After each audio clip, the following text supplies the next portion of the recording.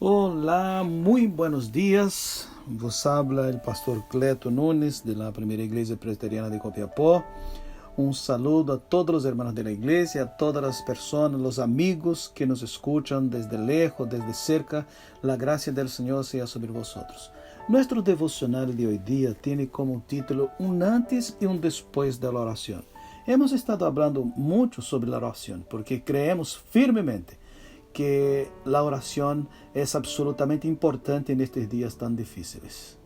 En muchas áreas de la vida, las personas quieren medir el éxito con la famosa experiencia del antes y después.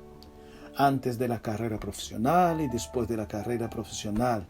Antes del gimnasio y después del gimnasio. Antes de casarse y después de casarse. Antes de la dieta y después de la dieta. Y muchos otros. Sin embargo, les quiero hablar de un antes y después que realmente vale la pena considerar. Me refiero a la oración. Cómo la oración es una herramienta dada por Dios al hombre para que el mismo Señor intervenga en nuestras vidas y para que con ella mantengamos comunión con el Dios Todopoderoso. Ella, la oración, puede permitir que muchas personas pasen por este antes y después que he mencionado. El texto bíblico que vamos a leer está en 1 de Samuel, capítulo 1, versículos 10 y 11, y dice así: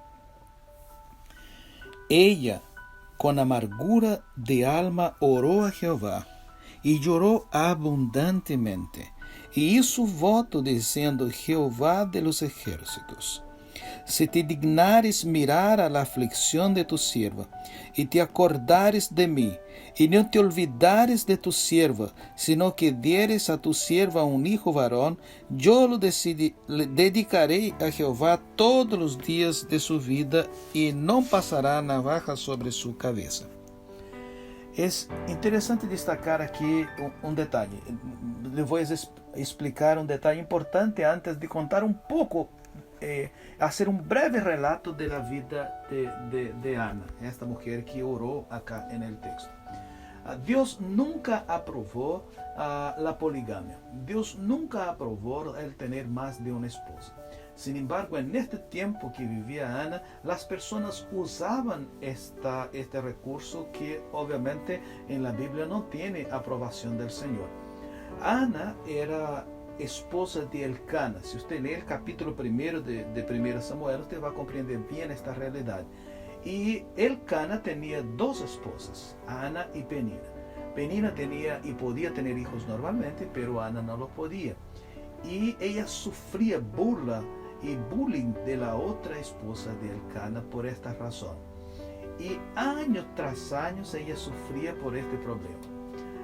Hasta que ya cansada, con amargura de alma, con dolor en su corazón, ella llega delante de Dios para orar al Señor pidiendo que Dios cambie su situación, que Dios cambie su realidad. Ella entonces, al ir al templo para adorar al Señor junto con su esposo, ella decide gastar un tiempo de oración.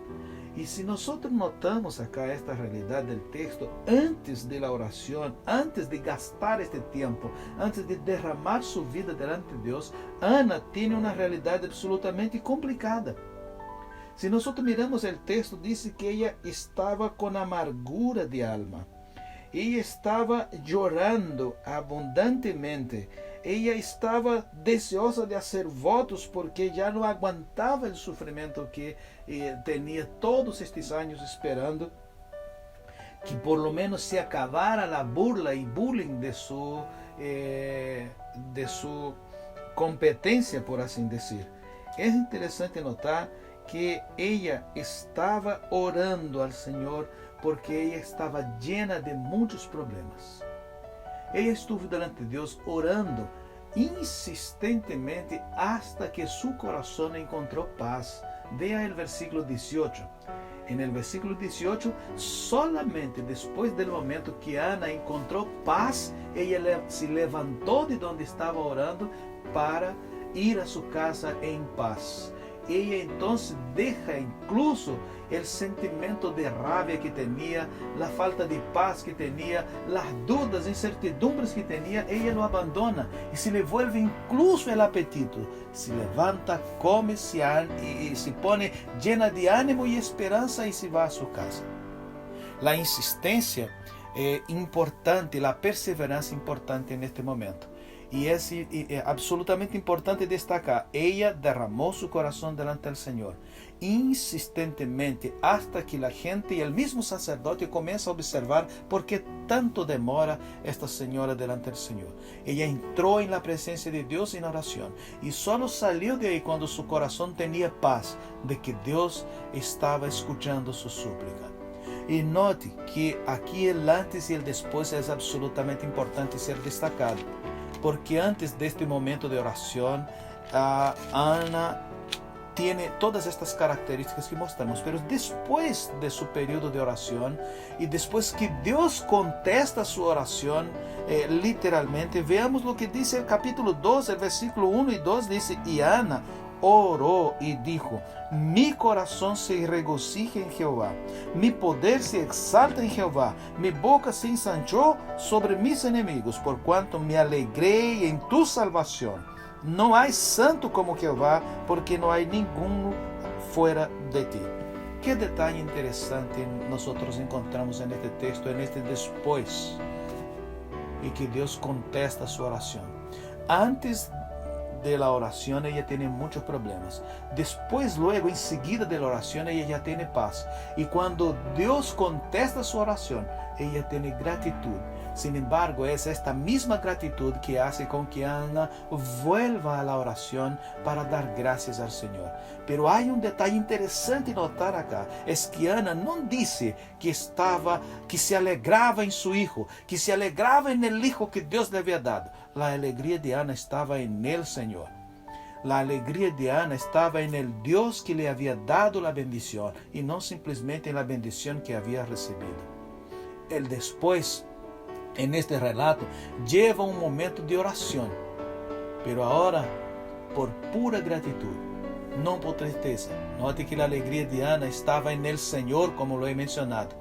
Ella ni siquiera menciona en este momento la bendición que Dios le había dado, sino que ella dice, mi corazón se alegra, se regocija en el Señor.